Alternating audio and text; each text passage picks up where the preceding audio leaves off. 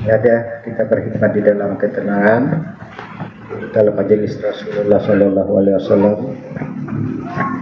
Kita muliakan majelis ini sehingga kita mulia di dalamnya. Bahwa siapa yang memuliakan majelis Rasulullah maka Rasulullah juga akan memuliakannya. Maka adab secara zahir bahwa kita berada di sini secara jasadi, dan adab secara batin bahwa jangan sampai pikiran-pikiran kita berada di luar, tetapi tubuh kita ada di sini. Auzubillahi minasyaitonir rajim.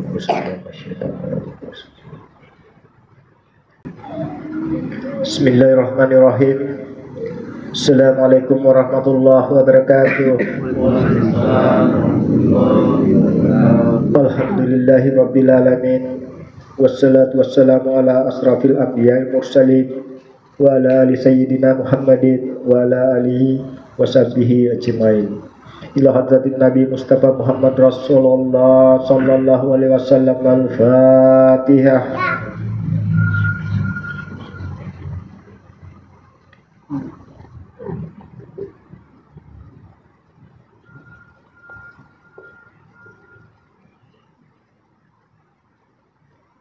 Selanjutnya Al-Fatihah untuk mursyid tercinta kita Kiai Haji Nasirat bin Yahya, yang dilanjutkan oleh putra beliau Mursyid Muhammad Radi, yang merupakan pembimbing rohani kita, bahwa siapa yang memasuki ilmu ketuhanan, ilmu kerohanian, wajib hukumnya untuk memiliki mursyid sebagai pembimbing. Jika mereka tidak memiliki mursyid pembimbing di dalam kerohanian, maka kemungkinan mereka akan dibimbing oleh iblis. Maka wajib hukumnya di dalam ilmu-ilmu ketuhanan, ilmu ma'rifatullah, untuk memiliki mursyid sebagai penghubung rohani kita untuk memasuki pintu-pintu daripada Rasulullah Sallallahu Alaihi Wasallam. Ketetapannya sudah sangat jelas. Wahai orang-orang yang beriman, bertakwalah kamu dan carilah jalan wasilah untuk menuju atau mendekat kepada Tuhan.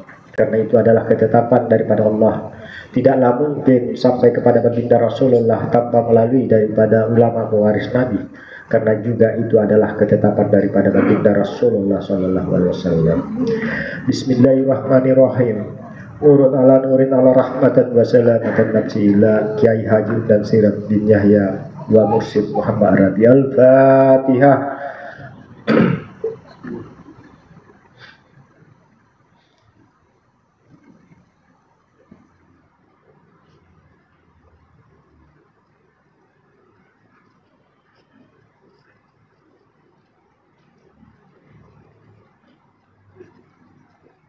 Alhamdulillahi rabbil alamin.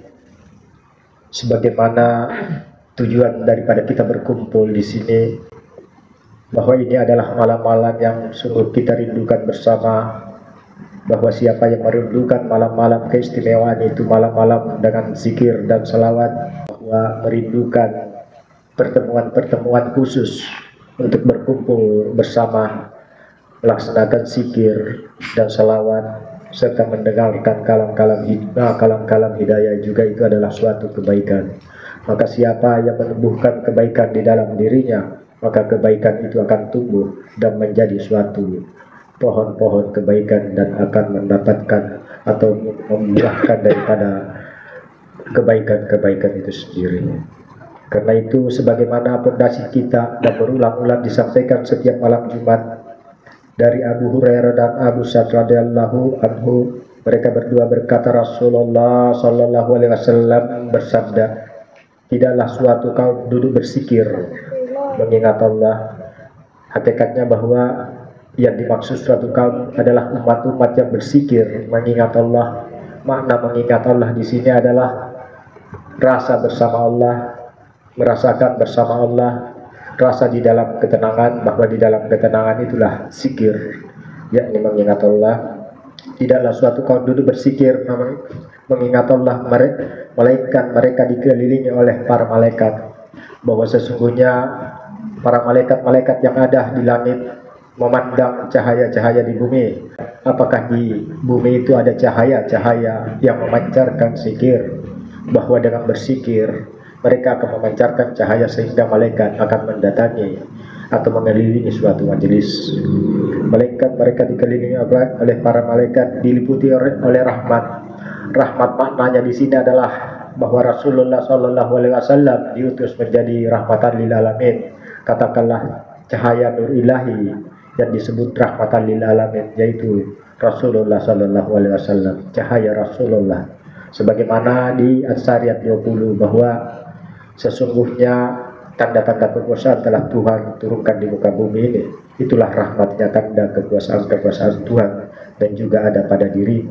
As-Sariyat 21, yakni cahayanya fikum Rasulullah. Diliputi oleh rahmat, diturunkan sakinah, bahwa di dalam majelis ini ketenangan, rasa ketenangan akan diturunkan, bahwa ketika kita beradab secara zahir dan batin, maka rasa ketenangan itu juga akan muncul, karena pertemuan itu adalah pertemuan yang begitu diridhoi, dan mereka disebut oleh Allah di hadapan malaikat yang ada di sisinya. Makna disebut di sini adalah orang-orang yang istimewa, orang-orang yang istiqomah di dalam suatu zikir dan salawat, orang-orang yang senantiasa mengistimewakan hari-hari di mana hari-hari itu adalah pertemuan, dibanding daripada mereka mengejar duniawi yang pada akhirnya mereka ditenggelamkan oleh duniawi. Sungguh betapa banyak waktu-waktu yang telah Allah limpahkan kepadamu, wahai manusia. Mengapa hanya semalam atau 1-2 jam engkau melalaikan dan mengabaikan, seolah-olah panggilan atau undangan pertemuan itu tidak penting bagimu. Padahal sesungguhnya hakikatnya kalian diundang untuk menuju daripada kebaikan itu sendiri. Kalian lebih memilih dunia daripada akhirat, bahwa sesungguhnya semua ini adalah panggilan untuk akhirat kalian, tetapi kalian berpaling, lebih mengutamakan dunia dengan berbagai alasan-alasan pembenaran, padahal sudah nyata bahwa panggilan ini adalah panggilan Rasulullah Shallallahu Alaihi Wasallam. Jadi mereka disebut oleh Allah, orang-orang yang disebut oleh Allah itu adalah orang-orang yang memiliki nama tersendiri di hadapan para malaikat. Jika di kalangan umat-umat ini ada nama-nama jasadi, nama-nama yang diberikan oleh orang tua, namun di alam sana, di langit sana, Allah memberikan nama istimewa, nama-nama khusus kepada seseorang hamba, seorang umat yang senantiasa mengikuti majelis zikir dan salawat. Itulah sebabnya dikatakan bahwa ada orang-orang tertentu tidak dikenal di dunia, tetapi penghuni langit sangat mengenalnya, karena Allah menyebut nama dari orang hamba-hamba yang dicintai.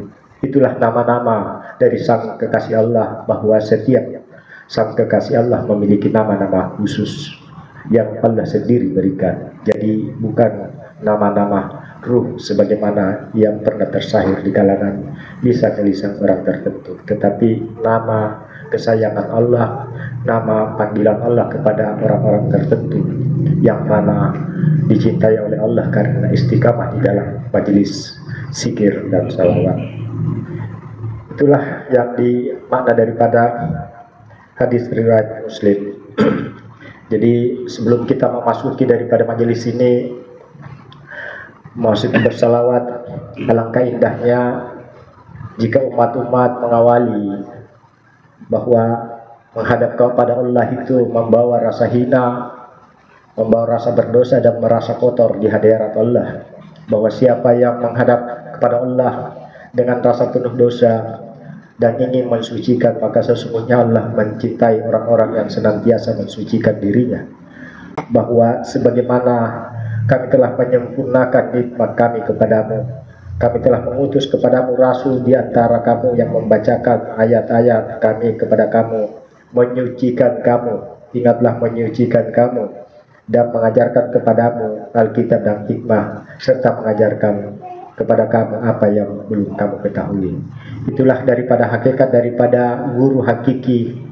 Maka untuk mengawali majelis ini, alangkah indahnya jika kita beristighfar dan disampaikan oleh Bang Dewa.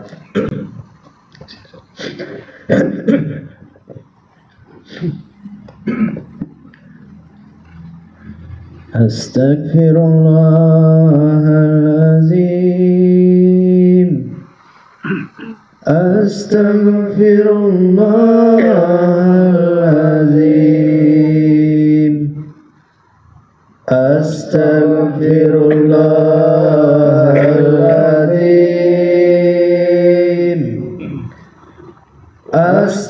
astaghfirullahalazim allazi la ilaha illa huwal hayyul qayyum wa atubu ilaih.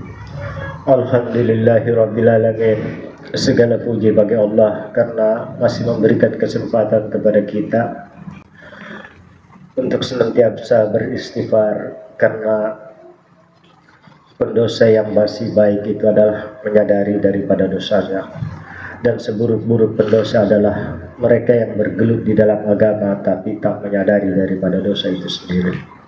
Bahwa seburuk-buruk pendosa adalah ketika mereka berdosa tapi tak sadar diri bahwa mereka berdosa. Itulah sebabnya sadar atau tidak sadar pentingnya beristighfar, bahwa meminta ampun kepada Allah. Ya Allah, ampunilah dosa-dosa kami, baik yang kami sadari maupun yang tak kami sadari. Maka jadilah pendosa yang baik, yakni senantiasa merasa berdosa daripada engkau merasa beriman, merasa mulia. Pada akhirnya seperti iblis yang terhempas daripada cahaya keimanan karena merasa lebih baik dari Adam. Janganlah mewarisi daripada sifat-sifat iblis, yakni senantiasa sombong, angkuh, dan meremehkan daripada orang-orang yang di sekitar mereka. Jadilah sifat-sifat seperti cahaya yang memberikan rahmat, nasihat, dan keselamatan terhadap umat-umat baginda Rasulullah SAW. Selanjutnya kita akan bersalawat. Satu kali bersalawat itu maka 10 rahmat akan tercurah pada diri kita. Maka tiap-tiap diri ketika menyampaikan salam dan salawat kepada Rasulullah SAW akan dicurahkan 10 rahmat. Jika di dalam suatu daerah senantiasa bersalawat dan umat-umat bersalawat, maka rahmat-rahmat akan tercurah pada daerah itu, dan insya Allah akan menjadi tiang-tiang penyangga dari segala musibah. Bismillahirrahmanirrahim. Innallaha wa malaikatahu yusalluna 'alan nabi. Ya ayyuhallazina amanu shallu 'alaihi wa sallimu taslima. Allahumma shalli wa sallim wa barik alaihi wa ala alihi ya sayyidi ya Rasulullah ya sayyidi ya Rasulullah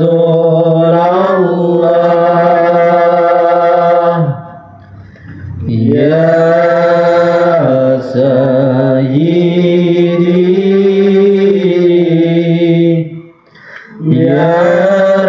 Rasulullah ya sayyidi ya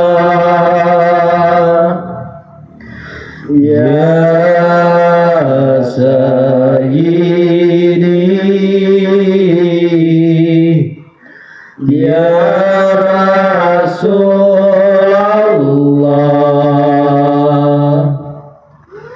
ya sayyidi ya Rasulullah ya sayyidi ya Rasulullah ya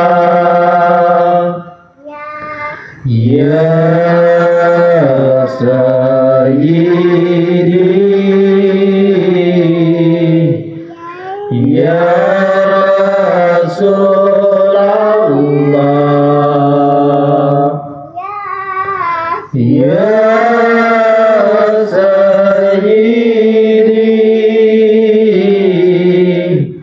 sayyidi ya Rasulullah ya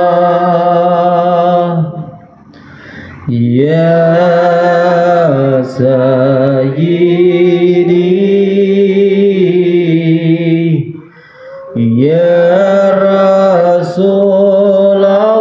Assalamualaikum ya sayyidi ya Rasulullah. Ya Assalamualaikum ya sayyidi ya Rasulullah. sayyidi Salam alaika ya sayyidi ya Rasulullah ya Rasulullah ya sayyidi ya Rasulullah ya sayyidi ya Rasulullah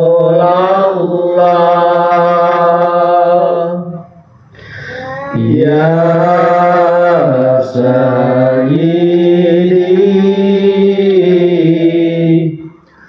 sayyidi ya Rasulullah ya sayyidi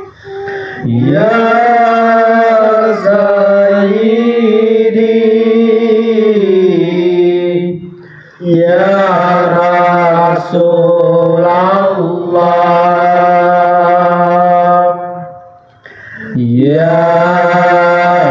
sayyidi ya Rasulullah ya sayyidi ya Rasulullah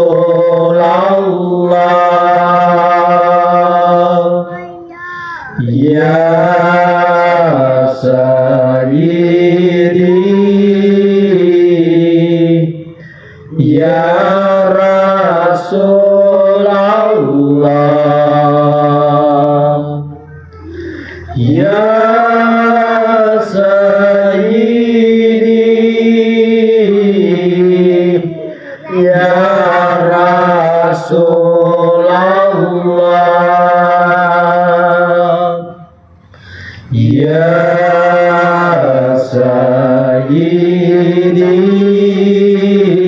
sayyidi ya Rasulullah ya sayyidi ya Rasulullah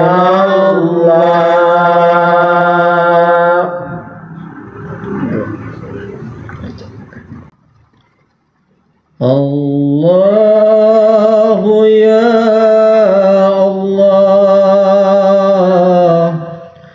Allahu ya Allah Allahu ya Allah Allahu ya Allah Allahu ya Allah Allahu ya Allah Allahu ya Allah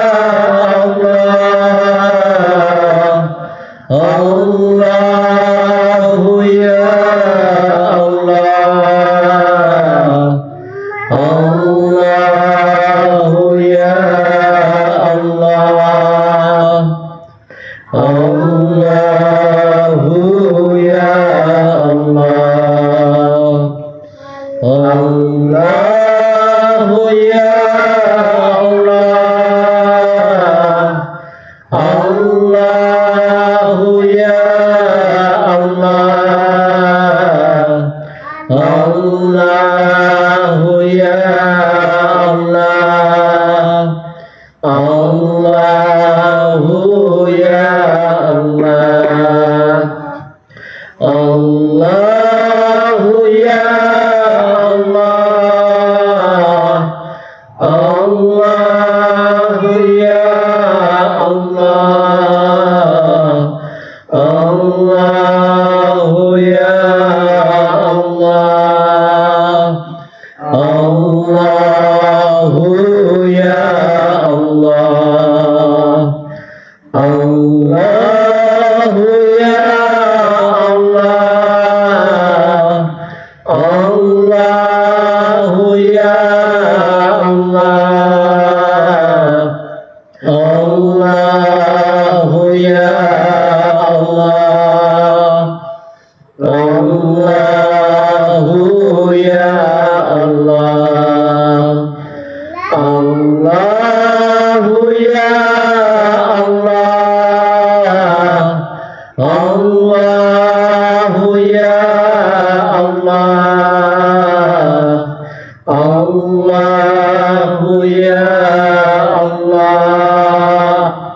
Allahu ya Allah, Allahu ya Allah, Allahu ya Allah, Allahu ya Allah, Allahu ya Allah, Allahu ya Allah, Allahu ya Allah, Allahu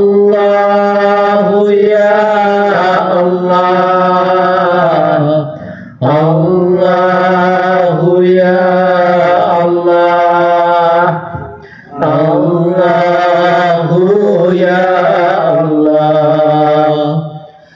Allahu ya Allah, Allahu ya Allah,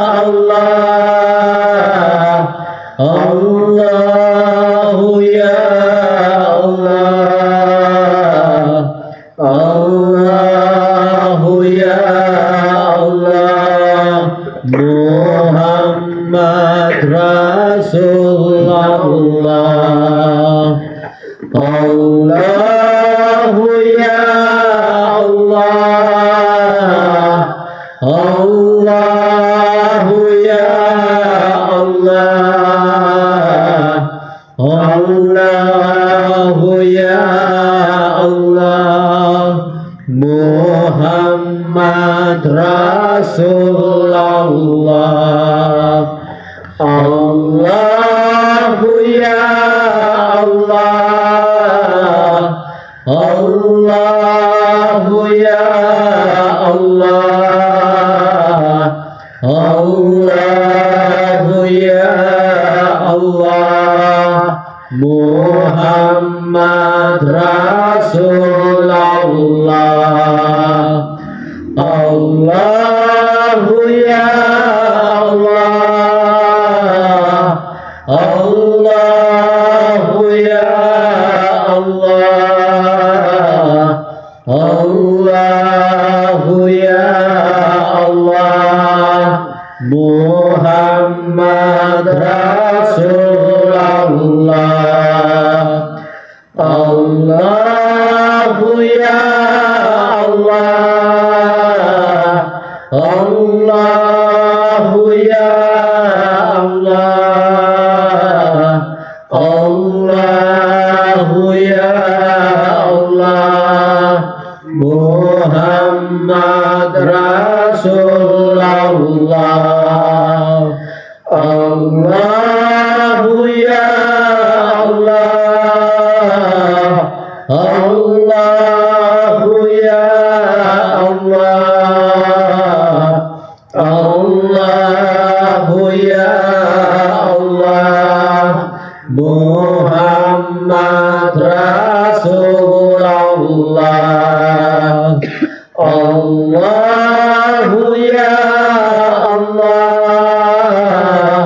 Allahu ya Allah, Allahu ya Allah, Muhammad Rasulullah, Allahu ya Allah, Allahu ya Allah, Allahu ya Allah, Muhammad Rasulullah.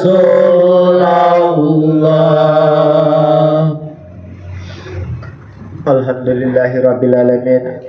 Selanjutnya kita masuk ke kalam hikmah. Kalam hikmah kali ini berkaitan 3 kepastian dalam hidup. Halaman 16 dikutip dari Nasyaul Ibad, kumpulan nasihat pilihan bagi para hamba, Syekh Nawawi Al-Bantani. 3 kepastian dalam hidup. Jibril alaihissalam berkata, wahai Muhammad, jadi hakikat daripada Muhammad, sahirnya Muhammad adalah insan. Katakanlah wahai insan, wahai manusia. Satu, hiduplah semaumu, tetapi kelak engkau pasti mati. Kedua, cintai siapa saja, tetapi engkau pasti berpisah dengannya. Tiga, beramallah semaumu, tetapi engkau pasti mendapat balasannya. Jadi kita memaknai daripada kalam nasihat daripada Jibril kepada insan, sahirnya Muhammad adalah insan, kepada manusia pada hakikatnya. Hiduplah semaumu, tetapi engkau pasti akan mati, pasti mati. Jadi setiap manusia pada saat ini bukan usianya bertambah, tetapi makin hari demi hari usianya makin berkurang, dan suatu waktu mereka akan memasuki daripada pintu kematian. Suka atau tidak suka, kalian berjalan memasuki daripada pintu kematian. Apakah bekal kalian memasuki daripada pintu kematian itu sendiri? Hidup di dunia ini hanya sementara. Hari demi hari, lembaran-lembaran demi hari, itu akan terus berjalan. Pada awalnya engkau dihidupkan di dalam keadaan suci, fitrah, dan engkau mesti kembali di dalam keadaan fitrah. Karena engkau dihidupkan di dunia ini di dalam keadaan suci, maka engkau mesti senantiasa mensucikan dirimu untuk kembali kepada Allah. Yang suci mesti ketemu yang suci. Jangan disangka bahwa bertemu dengan Allah itu setelah kematian. Allah tidak terikat dunia dan akhirat. Allah tidak terikat waktu, bahwa perjumpaan dengan Tuhan di muka bumi ini, di dunia ini, jangan engkau dustakan. Sebab jika engkau mendustakan perjumpaan dengan Tuhan di dunia ini, maka amalanmu sia-sia, bahkan tidak akan diperhitungkan di akhirat. Jadi saya ingatkan bahwa jangan sampai mendustakan perjumpaan dengan Tuhan di dunia ini, karena sudah terkena di surah Al-Kahfi 105. Barang siapa yang mendustakan perjumpaan dengan Tuhannya, maka amalannya tidak akan diperhitungkan di akhirat. Padahal sudah sangat nyata, sudah sangat jelas. Barang siapa yang ingin menjumpai atau berjumpa dengan Tuhannya, maka tinggalkan segala kesyirikan, kosongkan dirimu dari segala sesuatu menuju cahayanya. Isilah dirimu dengan cahaya Rasulullah, dan dengan cahaya itu engkau menjumpai daripada Tuhan. Cahaya Rasulullah mensucikan dirimu dari berbagai kesyirikan. Itu yang mesti dipahami, bahwa bekal, sebaik-baik bekal adalah beserta dengan Rasulullah SAW. Amal kita bisa sia-sia bagi fata morgana yang kita sudah menyangka akan menyelamatkan kita, tetapi sesungguhnya amalannya sia-sia. Sekalipun kalian siapa, jika mendustakan perjumpaan dengan Tuhan di dunia, maka pada saat kematian amalanmu tak berguna, tak menjadi syafaat atasmu. Kemudian cintai apa saja, tetapi pasti engkau akan berpisah dengannya. Ketika kita di dunia ini, apapun yang kita cintai pasti akan kita berpisah. Bahwa segala sesuatu yang kita cintai pasti akan kita berpisah. Maka janganlah terjatuh mencintai pada sesuatu. Janganlah mencintai yang terjatuh pada sesuatu yang fana, yang binasa. Hiduplah dengan cinta dan mencintai cahaya Rasulullah SAW, karena dia akan menuntunmu di dalam kehidupanmu, bahkan akan menuntunmu di saat sakaratul maut, bahkan menuntunmu pada saat di alam barzah, di alam kubur. Itulah pentingnya mencintai yang tidak sama dengan sesuatu. Jangan sampai mencintai yang sesuatu yang pada akhirnya sesuatu itu berpisah denganmu, tetapi dia tidak bisa menjadi syafaat padamu. Cintailah yang tak sama dengan sesuatu, terlebih yang tak sama dengan sesuatu. Cintailah yang laisa kamislihi syai', terlebih daripada yang laisa kamislihi syai'. Bahwa cahaya Rasulullah SAW sifatnya laisa, terlebih daripada zatnya, Tuhannya, Rabbul Izzati, dia terlebih laisa daripada. itu sendiri, karena dia adalah Tuhan dari segala zat. Itulah yang mesti kita cintai. Dan begitu pula bahwa kita mencintai cahaya-cahaya Allah yang nyata di muka bumi ini. Kita mencintai wali-wali kekasih Allah. Ketika kita berpisah di dunia ini, maka kita akan dibangkitkan bersama mereka. Bahwa sesungguhnya siapa yang mencintai wali-wali Allah akan masuk dalam cintanya. Siapa yang memusuhi wali-wali Allah, menyakiti wali-wali Allah, maka sesungguhnya mereka mengangkat bendera perang terhadap Allah. Untuk itu, saat kita hidup di dunia ini, cintailah yang layak untuk kita cintai. Jangan salah menempatkan cinta mencintai yang hal bersifat berhala yang binasa. Musyid menyampaikan dan berpesan kepada kita, buanglah cinta-cinta berhala, buanglah segala cinta-cinta berhala, dan cintailah Allah dan Rasulnya, karena sesungguhnya itu adalah cinta yang kekal. Hiduplah dengan cinta dan bawalah cinta Allah. Taburkanlah cinta-cinta Rasulullah kepada umat-umat baginda Rasulullah untuk memberi mereka keselamatan. Bantulah orang-orang yang terbenam di dalam dosa, yang terbenam di dalam kesaliman. Bantulah mereka dengan cara mengeluarkan mereka untuk tidak terjatuh di dalam dosa. Inilah yang mesti dipahami, bahwa hiduplah engkau dengan apapun yang engkau cintai, tetapi engkau pasti akan berpisah. Karena itu bawalah cinta-cinta Allah dan Rasulnya. Hiduplah dengan cinta Allah dan Rasulnya, dan engkau pasti akan bangkit. Sekalipun engkau jasadmu berpisah, tetapi engkau akan bangkit dengan apa yang engkau cintai. Siapa yang mencintai sesuatu, maka kelak akan dibangkitkan dengan sesuatu itu sendiri. Siapa yang mencintai orang-orang zalim, orang-orang pendosa, orang-orang yang mendurhakai Allah, orang-orang yang menentang Allah dan Rasulnya, maka mereka kelak akan digiring ke api neraka, sambil mereka saling mengumpat di antara golongan-golongan mereka, antara imam-imam dan umat-umat mereka. Mereka digiring karena mereka tidak menggunakan pandangan nur di hidup ini. Mereka tidak menggunakan pandangan-pandangan hakikat, bahwa sesungguhnya hati-hatilah dengan pandangan orang-orang mukmin, karena dia memandang dengan cahaya Allah. Bahwa orang-orang yang memiliki pandangan cahaya bisa membedakan mana hak dan mana yang batil di dunia ini. Mengapa mencari kebenaran di akhirat? Mengapa mesti menunggu kebenaran di akhirat? Bukankah petunjuk dan syafaat-syafaat telah Allah turunkan di muka bumi ini? Itulah yang mesti kita pahami, bahwa petunjuk di dunia ini untuk di dunia ini. Jangan menunggu kebenaran di akhirat, karena kebenaran petunjuk di akhirat tak berguna. Itu adalah penyesalan, sebagaimana orang-orang yang digiring di dalam rombongan menuju kepada neraka, bahwa di kalangan umat-umat dengan para imam-imam mereka menyangka akan selamat dan diselamatkan oleh imam-imam mereka, tetapi sesungguhnya mereka salah jalan, salah jalur, keluar dari jalan lurus, dan di sana mereka bertengkar saat mereka digiring ke lembah neraka. Ya Tuhanku, mereka telah menipuku saat aku di dunia, maka sesungguhnya asaplah mereka 2 kali lipat dari aku yang aku alami. Asaplah mereka ya Allah ya Tuhanku. Asaplah mereka karena mereka telah menipuku. Dan mereka pun berkata bahwa mengapa aku tidak melihat orang ini hina di dunia? Mengapa aku menganggapnya mulia? Dan mengapa nanti di akhirat baru aku temui?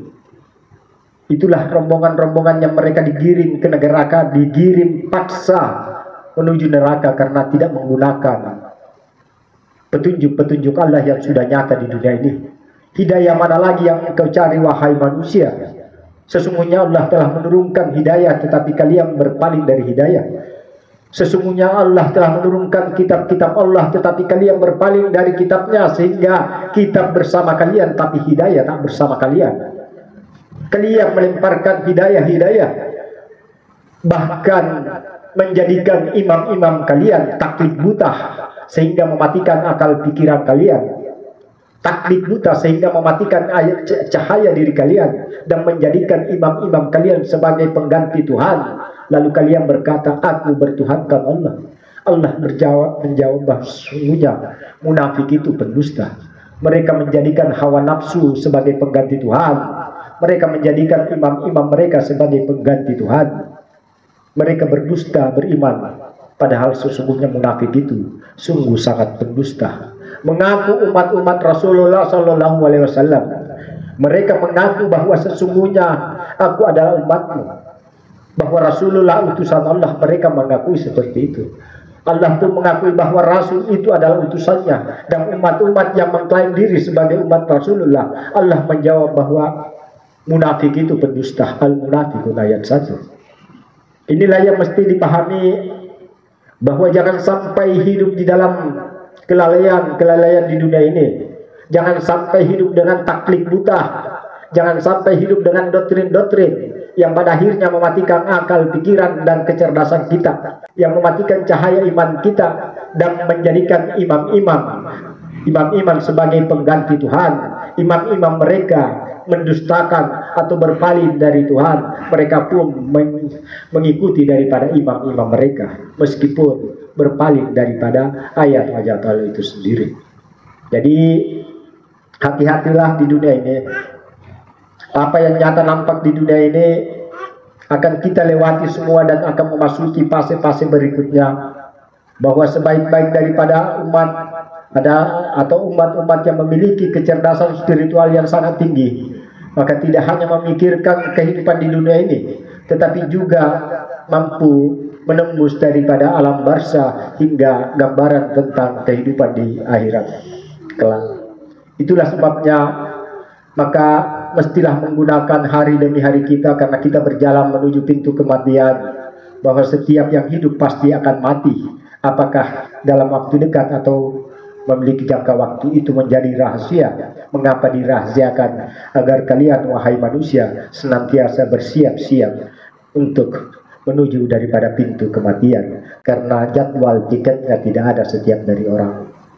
Kalian tidak diberikan jadwal tiket kematian, tetapi dikabarkan bahwa setiap orang memiliki tiket-tiket kematian, tapi tidak jelas kapan matinya. Itu menjadi rahasia hakikatnya, agar umat-umat, agar manusia senantiasa bersedia untuk memasuki pintu kematian dan senantiasa menyediakan bekal untuk memasuki daripada pintu kematian itu sendiri. Kemudian beramallah, tetapi pasti mendapat balasannya. Ingatlah bahwa sebesar sarapun kebaikanmu, maka pasti akan engkau dapati. Sekecil sarapun keburukanmu, kejahatanmu, maka pasti engkau akan melihat. Berbuat baiklah. Allah perintahkan untuk senantiasa berbuat baik atas bimbingan cahaya Rasulullah. Itulah yang disebut amal soleh. Karena setiap amal di Al-Quran selalu diiringi soleh, agar amal itu tidak terbimbingi dengan nafsu, tetapi amal yang terbimbingi soleh, yakni cahaya Rasulullah Sallallahu Alaihi Wasallam. Alhamdulillahi Rabbil Alamin. Inilah kalam hikmah malam ini yang tersahir. Semoga umat-umat sadar atas kehidupannya, bahwa sesungguhnya kehidupan ini sangat singkat. Dalam sekejap kita bisa ke masa lalu dengan menutup mata dan mengenang masa lalu. Dan saat ini bisa saja kita mati besok, karena kita tidak mengetahui rahasia itu sendiri. Yang kadang kita dengar hanya seseorang telah mati, seseorang telah meninggal, katakanlah di dalam kecelakaan. Ini adalah suatu pelajaran. Jangan lalai di dalam kehidupan ini. Ingatlah tentang kematian di saat engkau lalai, sehingga engkau senantiasa sadar, menyadari diri untuk masuk dalam pintu kematian. Alhamdulillahirabbil alamin. Allahumma shalli ala sayyidina Muhammad wa ala ali sayyidina Muhammad. Selanjutnya kita masuk salawat. Innallaha wa malaikatahu yusalluna 'alan nabi. Ya ayyuhalladzina amanu sallu 'alaihi wa sallimu taslima. Allahumma shalli wa sallim wa barik 'alaihi wa alihi. Sallallahu ala Muhammad sallallahu alaihi wasallam. Sallallahu ala Muhammad. Sallallahu alaihi wasallam. Sallallahu ala Muhammad. Sallallahu alaihi wasallam. Sallallahu ala Muhammad. Sallallahu alaihi wasallam. Sallallahu ala Muhammad. Sallallahu alaihi wasallam. Sallallahu ala Muhammad. Sallallahu alaihi wasallam. Sallallahu ala Muhammad. Sallallahu alaihi wasallam. Sallallahu ala Muhammad. Sallallahu alaihi wasallam. Ya Nabi salam alaika. Ya Rasul salam alaika. Ya Habib salam alaika. Salawatullah alaika. Sallallahu ala Muhammad. Sallallahu alaihi wasallam. Sallallahu ala Muhammad. Sallallahu alaihi wasallam.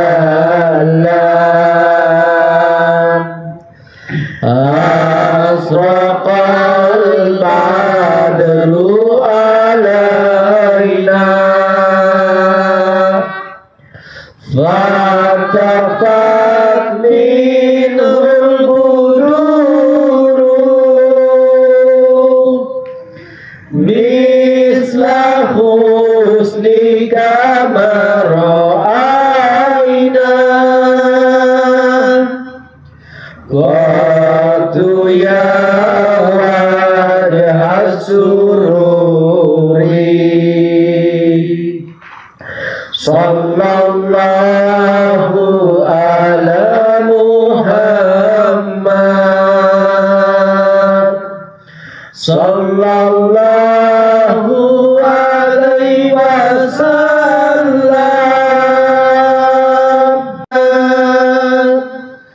Sallallahu alaihi wasallam.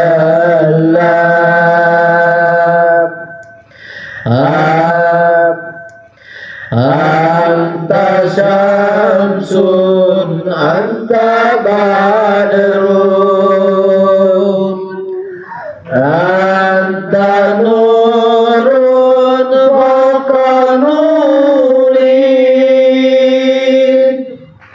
anta iksirun wa wali, anta misbahus sururi. Sallallahu ala Muhammad,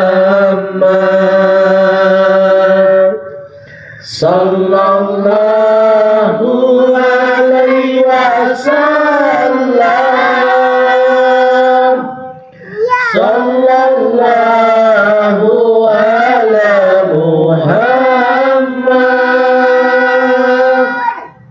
sallallahu alaihi wasallam. Ya Habibi ya Muhammad, ya arusal rafiqaini, ya muayyada ya mumajjah, ya imam al-qiblataini, sallallahu ala Muhammad, sallallahu alaihi wasallam, sallallahu ala Muhammad, sallallahu